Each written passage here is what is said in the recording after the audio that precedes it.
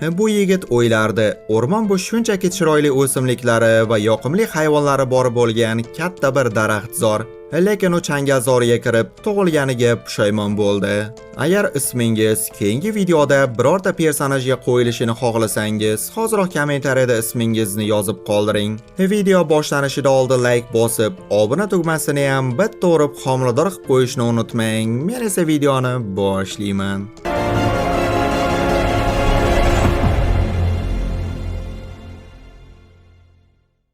Murod ismli yosh yigit sayohat qilishni juda yaxshi ko'rardi.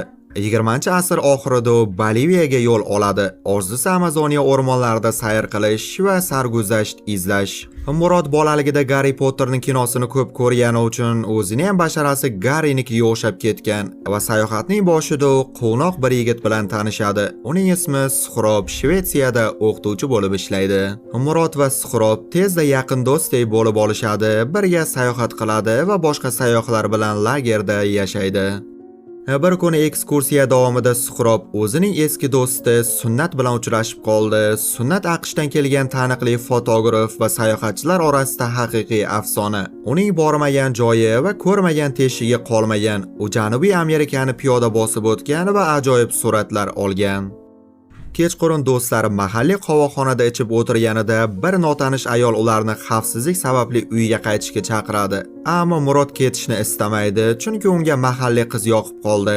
Ular birgalikda g'alati ichimliklarni ichadi va Murodning ko'ziga qizning bitta sochiqni o'rab olgan gallyutsinatsiyalari ko'rina boshlaydi va bola ishtonda xo'llagancha uxlab qoldi. Ertalab u va qiz yotoqda birgalikda kitob o'qiydi. Murodning otasi sayohatni ma'nosiz deb bilishini aytdi. U o'g'lidan faxrlanmas ekan. Tez orada Murod, Suxrob va Sunnat yangi ekskursiyaga chiqadi. Shu payt Boliviyada katta karnaval bo'lmoqda. Bizning qahramonlar esa bozorni kezib yuribdi. Murod notanish odam bilan tanishib qoldi. Uning ismi Zafar. Avstriyadan kelgan Zafar ularga o'z sayohatlari haqida gapirib berib, Amazoniya o'rmonlarida hanuzgacha aborigenlar yashashini tushuntiradi. Murod do'stlarini Zafar bilan birgalikda o'rmonga borishga taklif qiladi. Dastlab Suxrob bilan Sunnat rad etdi, lekin Murod ularni rozi qiladi. Bunday imkoniyat bir marta keladi, balki aborigenlardan xotin toparmiz deb. Ertasi kuni qahramonlar do'konlardan sayohatga kerakli bo'ladigan narsalarni sotib oldi. Murod o'zining talismani va eski kitobini ham olib ketmoqda. Keyin ular Apolloga uchadi va aynan o'sha yerdan ulkan sayohat boshlanadi.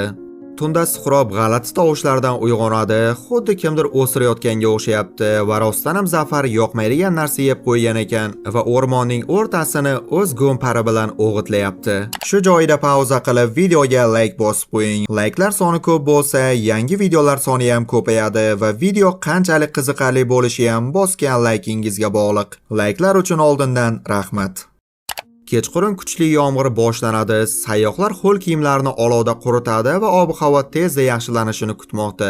Ertasi kuni sayohat yana davom etadi. O'rmonlar juda ham qalin va katta sumka bilan yurish juda ham qiyin. Birozdan so'ng ular Zafarni yo'qotib qo'ydi. Suxrob sayohatni yoqtirmasligini aytib, uyga qaytishni xohlamoqda. Lekin tez orada ular Zafarni topadi va yo'lni davom ettirmoqda. Bir qishloqqa yetib kelishadi va rostdan ham bu yerda haqiqiy aborigenlar yashaydi ekan. Ular ovqatlanib, dam olib, keyin cho'milayotganda butun qishloq ayollari ularni tomosha qilmoqda. Kichkina cho'chaqchalar edi. Suxrob biroz tibbiyotdan xabari borligi uchun bolalarga yordam beradi, chunki deyarli barchaning oyoqlarida katta chaqish va yaralar bor. Keyin sayohat davom etadi. Sunnat ko'plab go'zal suratlar oldi. Zafar esa odamlarni tabiatga zarar yetkazayotgan rak kasaliga o'xshatib, odamlar kamroq bo'lsa, tabiat yanada xotirjam bo'lishini aytmoqda. Shundan so'ng bu xitoylikdan tarqagan erkak daraxt shoxida ketayotgan bechora maymunni bir urib o'ldiradi va dunyoda bundan-da shirin go'sht yemagansizlar deb maymun go'shtidan tandir go'sht qilib berdi. Bu esa faqat Zafarga yoqadi, Suxrobning esa ko'ngli ayniydi. Ertasi kuni Suxrob juda ham bir nozikoyin bo'lgani uchun yiqilib tushdi. Yurishi qiyinlashadi. Oyoqlari esa qizir yaralar bilan qoplangan. Murod va Sunnat Suxrobni olib kelganlaridan norozi, chunki bu ularni sekinlashtirmoqda va yomg'ir mavsumigacha qaytib kela olmasliklari xavfi bor. Oyoqlaridagi yaralar yana ham kattalashadi. Murod, Sunnat va Zafar kelajakda nima qilishlarini muhokama qilmoqda. Zafar hammani shu yerda tashlab o'z yordamga ketmoqchi, lekin Murod bilan Sunnat bunga rozi emas. Suhrob ularga og'irligi tushmasligi va birga ketishi uchun qayiq yasashni taklif qiladi. Do'stlar daryo bo'ylab harakatlanish va Suhrobga yengillik bo'lishi uchun darhol yog'och kesib, sol yasamoqda. Shu payt Murodni qip-qizil anor so'kini ichib olgan chumoli chaqib oldi. Og'riq juda ham kuchli, lekin xavfli emas. Ko'p o'tmay ular qo'lda yasalgan solni tayyorlaydi. Zafar esa o'zini kapitan Jek Tullak deb atamoqda va ular daryo bo'ylab suzib ketishadi. Boshida safar zavqli, manzaralar chiroyli, hammaning kayfiyati yaxshi. Ammo keyin daryoda toshlar va keskin oqimlar ko'payadi va sayohat xavfli tus ola boshlaydi. Ular qayerdan suzishni hal qila olmasdan janjallashadi. Qirg'oqqa chiqishgach, Zafar va Sunnat yana tortishib qoladi. Jahli chiqqan Zafar esa ovga ketdi. Sunnat esa do'stlariga Zafar solda juda ham qo'rqib ketganini aytdi. Demak, u umuman suzolmaydi ekan. Murod Zafarni izlab ketdi. U ularni tashlab ketishidan xavotirda, biroq Zafar faqat yaguarni ov qilmoqda. Ertasi kuni Zafar solda suzishni rad etadi. U uyiga qaytmoqchi. Murod va Sunnat esa sayohatni davom ettirishni istaydi. Ammo Suhrobning oyoqlari yomon ahvolda. U solga chiqolmaydi va oxir-oqibat ular og'ir qarorga kelishadi. Zafar va Suhrob ortiga qaytadi. 3 kunlik yo'l bilan yursa, eng yaqin qishloqqa borib, u yerdan shifoxonaga yetishlari mumkin. Murod bilan Sunnat esa daryo bo'ylab yo'lni davom ettiradi. Ikkalasi ham tajribali sayyoh bo'lib ketgan va safar yanada yengillashib sokinlashdi. Ammo keyingi kun kuchli oqim solni toshlarga uradi. Ular jon jahdi bilan eshkak eshadi, lekin sal o'tkir qoyalar orasida tiqilib qoldi. Sunnat qirg'oqqa suzib chiqmoqchi bo'lib, Muroddan machetani berishini so'raydi. Murod esa solni tark etmoqchi bo'lganida sirg'alib ketdi va kuchli oqimini oqizib ketadi. Bechora Garri Potterni suv bilan tosh qo'lma-qo'l qilib zo'rlaydi va toshlarga urilib boshidan jarohat oldi. Zo'rg'a hushini yo'qotmasdan bir toshga yopishib oladi va qirg'oqqa chiqadi.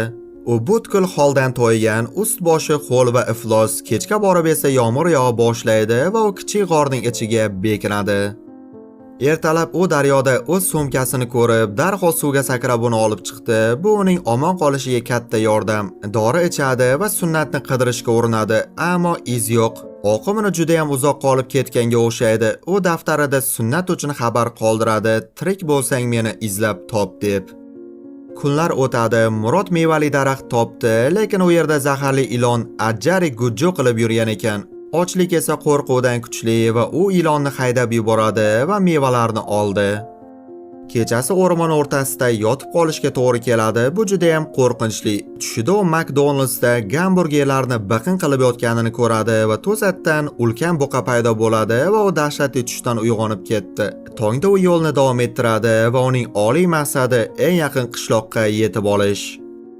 Kechasi gallyutsinatsiyalar boshlanadi. Uning qulog'iga Suhrobning ovozi eshitiladi va hatto uni ko'rganday bo'ldi. Lekin shu payt yaqin atrofda yirtqich hayvon paydo bo'ladi. Murod esa qo'lidagi yondirgich va yonuvchi sprey bilan uni qo'rqitib haydaydi. Tongda u peshonasida nimadir tirishib yurganini sezadi. Ma'lum bo'lishicha, uning dumbasidagi gijjalari peshonasiga o'tib olgan. U uni pinsent bilan tortib oldi. O'rmon xavfli hayvonlar va hasharotlarga to'la, lekin u to'xtay olmaydi, chunki to'xtasa ochlik uni yeb bitirardi. Yaqinda topgan tuxumlarni yeb kuch yig'adi. U yordam so'rab baqiradi, biroq javob yo'q. U mutlaqo o'rmonda yolg'iz. Murod xaritada belgilangan joyga yetganda eski vayron bo'lgan qishloqqa duch keladi. Bu Kesak Topdi qishlog'i ekan. Demak, undan keyingi manzil Qog'oz Topdi qishlog'i bo'lishi kerak. Unga yana bir necha kun yo'l yurishga to'g'ri keladi. Oyoqlari yara bo'lib ketganini ko'rib, Suhrob qanday qilib qiynalganini endi tushundi. Og'riq va charchoqqa qaramasdan yo'lni davom ettiradi. Bir payt u yo'ldan adashganini va aynan o'sha joyga yana qaytib qolganini tushundi. Asabiylashib otasi bilan bo'lgan o'tmishini eslaydi. Otasi uni huquqshunoslikka o'qitishga majbur qilmoqchi bo'lgan, lekin Murod sayohatni tanlagan. Endi esa bu qaroridan afsuslanmoqda.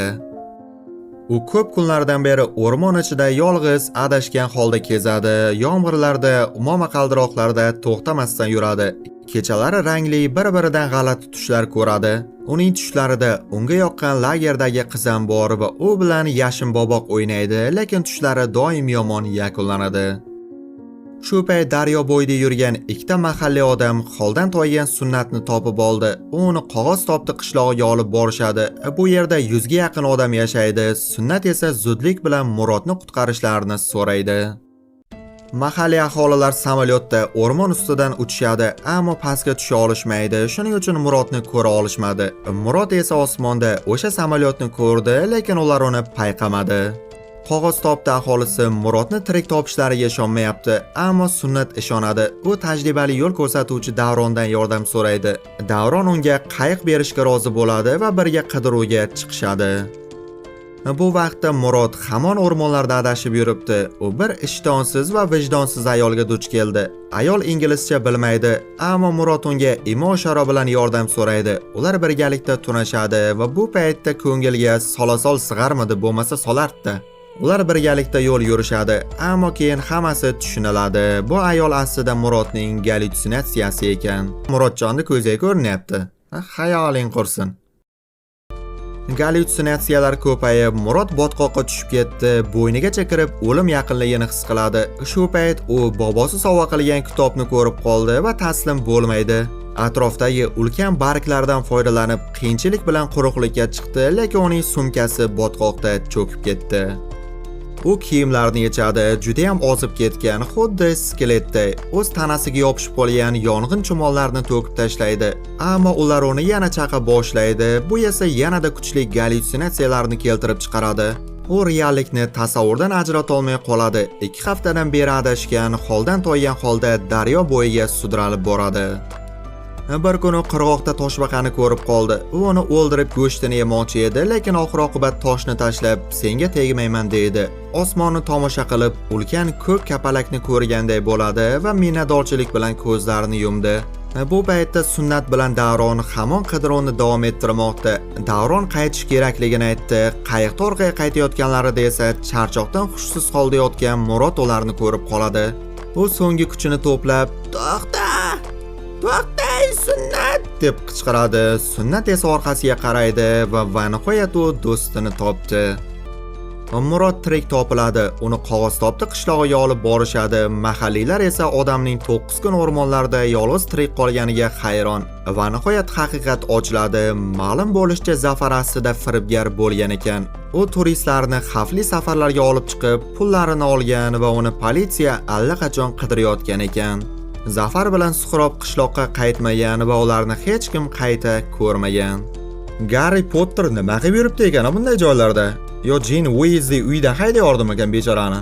Siz nima deb o'ylaysiz? Film haqida fikringizni kommentariyada yozib qoldiring va keyingi videolarni o'tkazib yubormaslik uchun kanalga obuna bo'lib qo'yishni unutmang.